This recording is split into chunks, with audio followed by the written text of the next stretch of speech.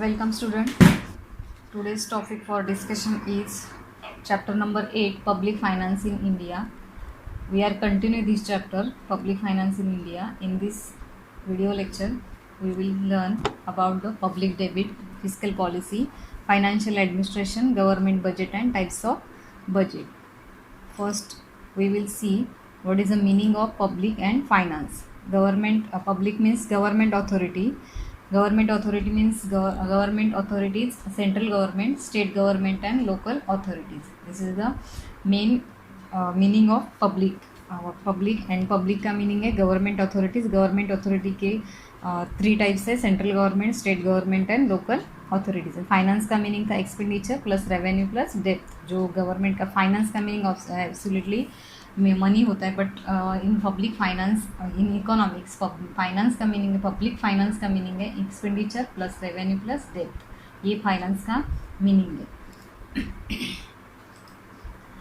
तो next point we will discuss in this video lecture. First is the second, public debt. We have already learned about the taxation, revenue taxes, public revenue, structure of public finance at a glance, public expenditure, public revenue, tax, non-tax, direct tax and non-tax. In this we will turn next point, public debt. Public debt means like a private individuals, the government also needs to raise loans. In fact, raising debt is the most common activity of any government because government expenditure generally exceed government revenue. Public debt policy of the government play an important role in a public finance. जैसे कोई person होता है, person को कोई loan जैसे लेता है, वो उसको कुछ ज़रूरत रहती है पैसों की, तो वो क्या करता है, उसके पास अगर पैसा अवेलेबल नहीं, मनी अवेलेबल नहीं, तो वो क्या करता है, किसी बैंक से लोन क्रेडिट करता है, मतलब लोन लेता है. वैसे ही सेम कोई कार लेना है या घर लेना है, कोई हाउस लेना है, तो हाउसिंग लोन भी वो ले लेता है. वैसे ही सेम जो गवर्नमेंट का कोई एक्सपेंस है, government have to implement any scheme और project in country, that time government also have to need to raise debt from anywhere. Debt means loan.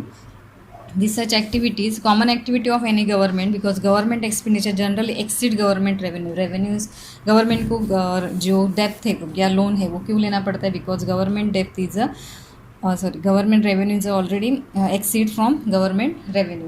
मतलब गवर्नमेंट का जो एक्सपेंडिचर है वो ज़्यादा रहता है, गवर्नमेंट का रेवेन्यू कम होता है, इसलिए उसको डेप्थ लेनी पड़ती है. Government depth policy of government play an important role in public finance. Public finance में government public depth is important role play करती है. अभी पब्लिक फाइनेंस जो डेप्थ है उसके 2 पॉइंट्स हैं, 2 टाइप्स है, internal depth and external depth. तो internal debt means when a government borrow from its citizen, banks, central banks, financial institution, business houses, etc. within the country, it is known as internal debt. Means जो government क्या करती है, बोरो करती है किसी citizen से, bank, central banks, financial institution से loan लेती है गवर्नमेंट के. मतलब जो गवर्नमेंट इंडिया का गवर्नमेंट है, फॉर एग्जांपल गवर्नमेंट इंडिया का गवर्नमेंट क्या करेगा, अगर उसको डेप्थ की ज़रूरत है, मतलब लोन की ज़रूरत है, वो क्या करेगा, या बैंक है, सेंट्रल बैंक है, फाइनेंशियल इंस्टीट्यूशन या बिजनेस हाउसेस से क्या करेगी, डेप्थ अगर लेती है, रेज करती है, that depth is called internal depth. Next point is external depth. जो फर्स्ट पॉइंट हमने देखा 2 टाइप्स है इसके पब्लिक डेप्थ के, तो फर्स्ट देखा इंटरनल और second is external. External means when a government borrow from foreign government, foreign bank और institutions, international organisation like international monetary fund, world bank etcetera, it is known as external depth. मतलब जब government क्या करती है, बाहर से बोरो करती है डेप्थ, बाहर के कंट्री से जो डेप्थ बोरो करती है इंस्टीट्यूशन से, इंटरनेशनल ऑर्गेनाइजेशन से, international monetary fund, world bank, इससे क्या करती है, डेप्थ जो लोन लेती है कुछ प्रोजेक्ट इम्प्लीमेंटेशन करना है. फॉर एग्जांपल जैसे स्वच्छ भारत अभियान, ये जो प्रोजेक्ट है बहुत बड़ा था, 10 करोड़ का, या कोई भी फॉर एग्जाम्पल जो भी अमाउंट है उसके पास अगर अवेलेबल नहीं है इंडिया के पास, तो वो क्या करेगी, बाहर से अगर उन्होंने डेप्थ बाहर से लिया है, तो ऐसे जो प्रोजेक्ट्स है उसके लिए IMF और वर्ल्ड बैंक कोई भी कंट्री के लिए कंट्री को ये उसका जो भी नीड है वो कंप्लीट करता है. It is known as a external date. बाहर से कोई भी बोरो करती है बैंक, बाहर के बैंक से या फॉरेन इंस्टीट्यूशन से या इंटरनेशनल ऑर्गेनाइजेशन जो भी डेट लिया जाता है उसको एक्सटर्नल डेट ऐसे कहा जाता है।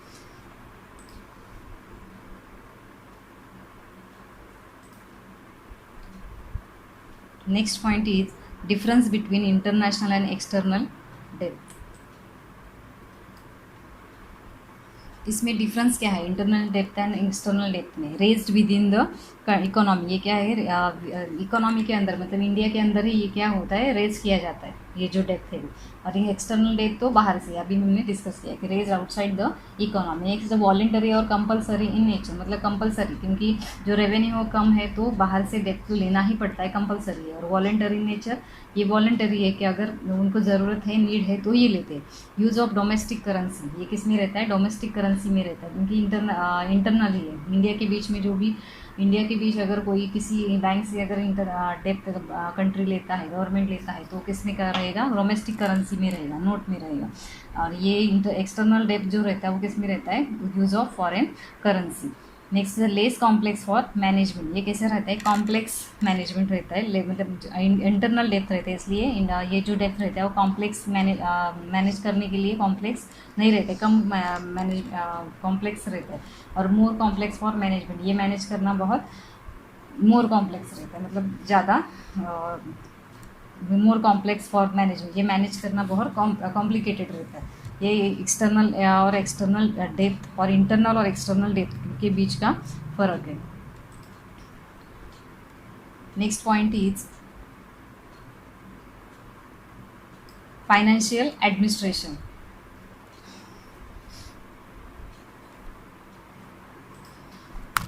Next point is the fiscal policy. Fiscal policy means, fiscal policy also called budgeting policy. Fiscal means something that is related to the public money or tax.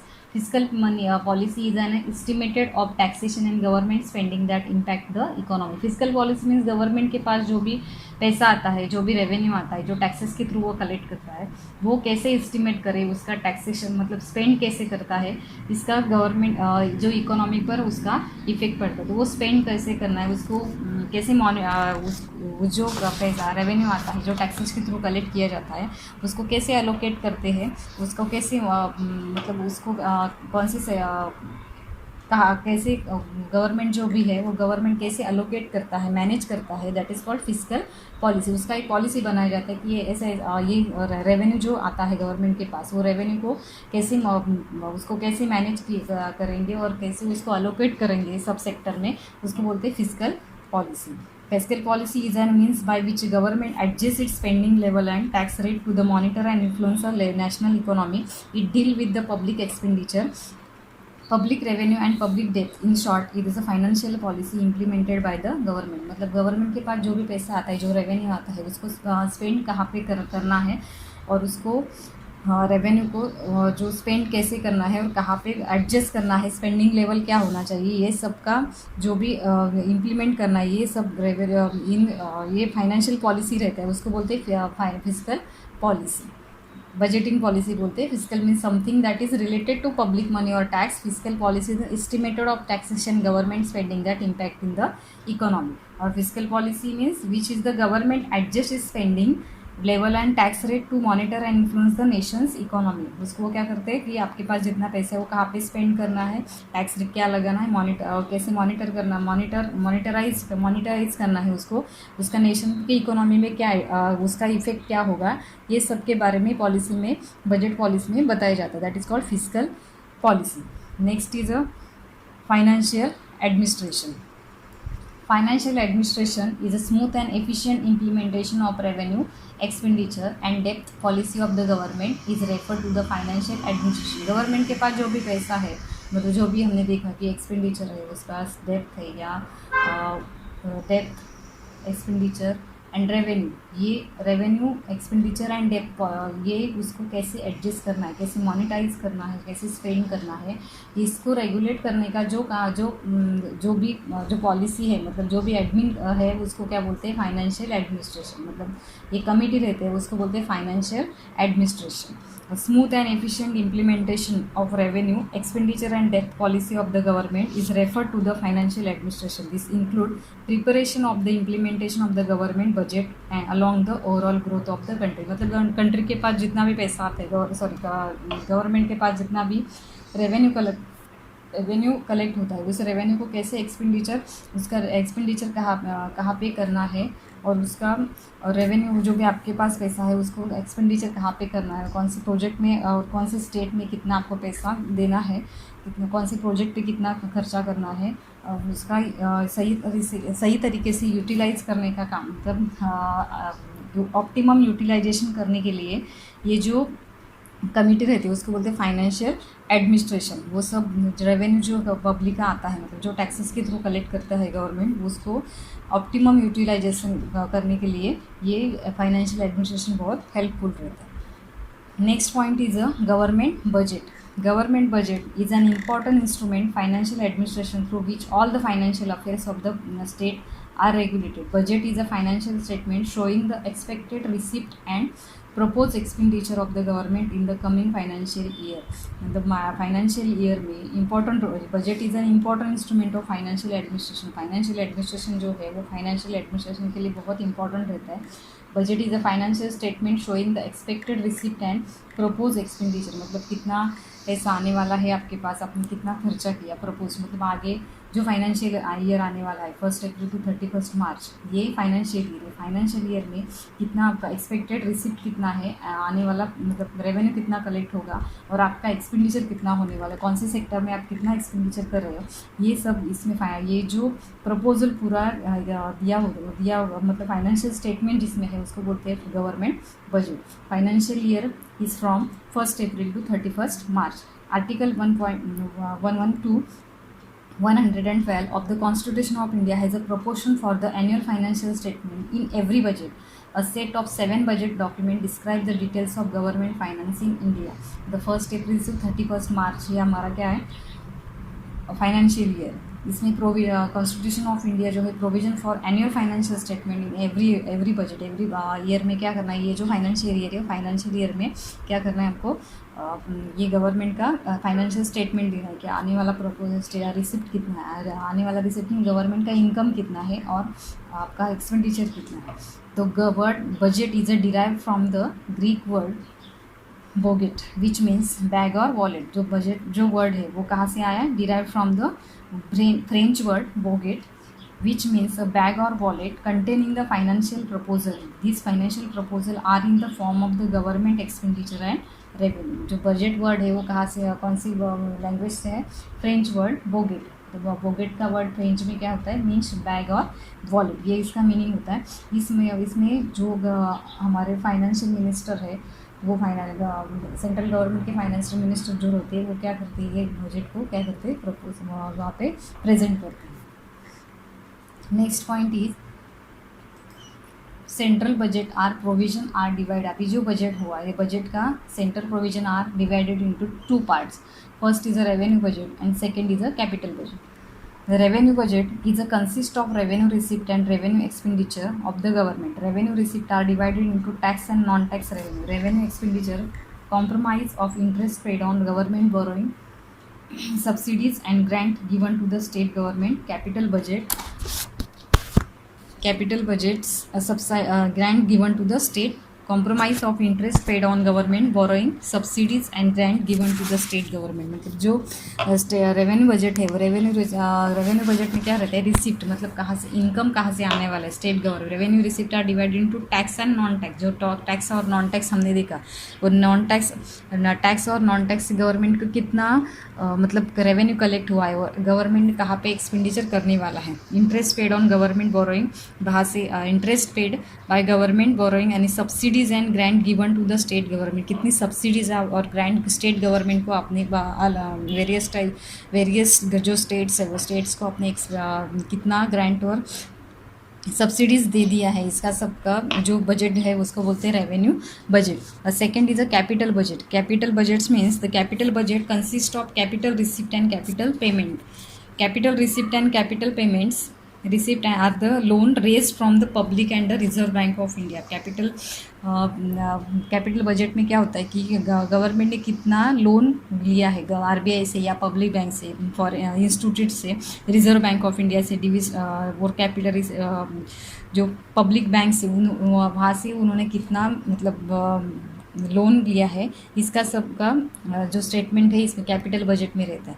और capital payment means loan to the state government for the project. मतलब capital payment means जो state से, वो state को अगर कोई project launch करना है या प्रोजेक्ट बनाना है तो हेल्थ के ऊपर है, इंफ्रास्ट्रक्चर के ऊपर है, कोई वाटर सप्लाई का कोई प्रोजेक्ट वहाँ पे बना है कोई स्टेट में, महाराष्ट्र या गुजरात में, तमिलनाडु में, केरला में, वहाँ जहाँ पे स्टेट में अगर कोई स्टेट लोन के लिए अप्लाई करता है तो वो गवर्नमेंट उस स्टेट को उस प्रोजेक्ट के लिए लोन देता है। That is called capital payment. Divestment of equity holder in the public sector enterprises, loan received from the foreign government and other foreign bodies, state deposit fund and special deposit.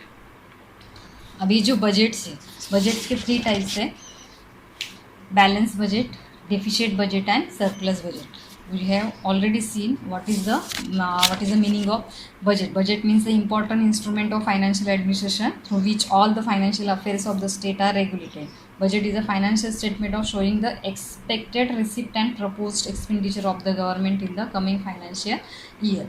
अभी हम देखेंगे, we will learn what is the meaning, what is the balance budget, what is the meaning of deficit budget, and what is the surplus budget. The first is a budgetary provision of public expenditure and revenue needs to be different level as per the changing needs of the economy. Accordingly, government budget is a 3 types. Balance budget. Balance budget means government budget is said to be the balance when estimated revenue and expenditure of the government are equal.